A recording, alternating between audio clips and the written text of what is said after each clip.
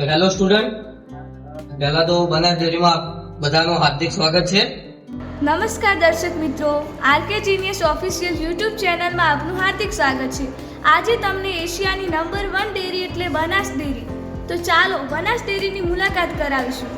આજે અમારી સાથે અમારી શાળા શ્રી બીસી ચૌધરી માધ્યમિક અને ઉચ્ચતર માધ્યમિક શાળા જેગોલના બાળકો પણ છે.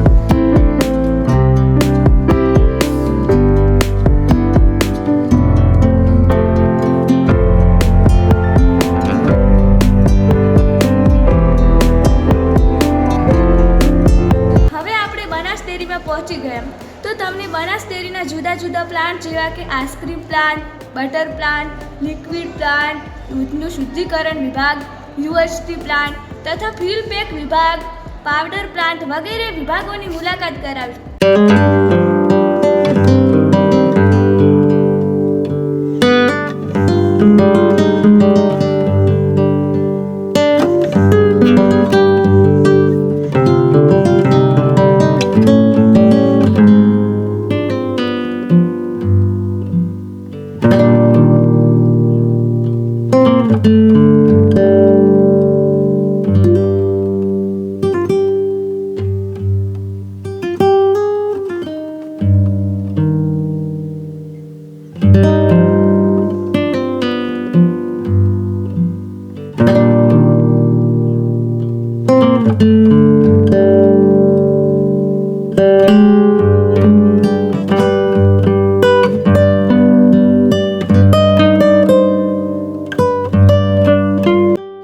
તો હેલો સ્ટુડન્ટ, પહેલા તો બનાસ ડેરીમાં બધાનું હાર્દિક સ્વાગત છે.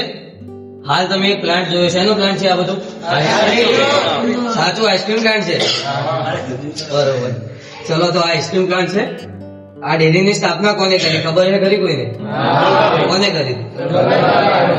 તો આ ડેરીની સ્થાપકનું નામ છે ગરબાભાઈ નાનજીભાઈ પટેલ. તેઓનું ભેંસોનો તબેલો હતો મુંબઈના અંદર. તો ખબર જ હશે તો બધા.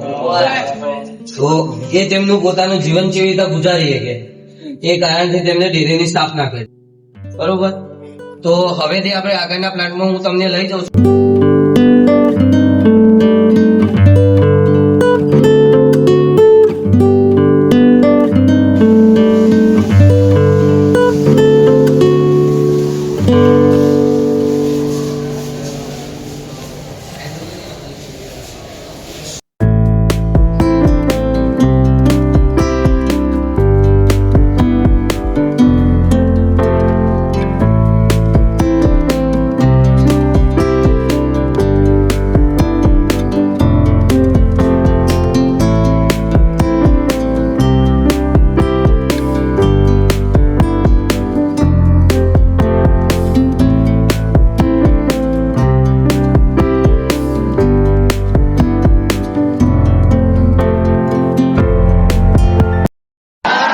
તો દૂધ ભરાવા કોણ કોણ જાય? બસ બસ. તો આપડે દૂધ ભરાવા જઈએ કે ખબર ડેરી ના અંદર દૂધ ની ગુણવત્તા ચેક કરી, ફેટ હશે ને બરોબર એ જ પ્રોસેસ સેમ ઓઇકન કરવામાં આવે. તો એક ટેન્કર દેખાય તમને પાછળ, એ ટેન્કર ની કેપેસિટી 30,000 લીટર ની હોય છે. એ ટેન્કર 3 થી 4 ગામોનું દૂધ કલેક્ટ કરીને આવતું હોય છે. તો એ દૂધને પેલા 5 મિનિટ વલોવામાં આવે, પછી એ દૂધ સેમ્પલ લઈ જવામાં આવે, પછી એ સેમ્પલ ને ચેક કરવામાં આવે કે દૂધની ફેટ હશે ને ગુણવત્તા.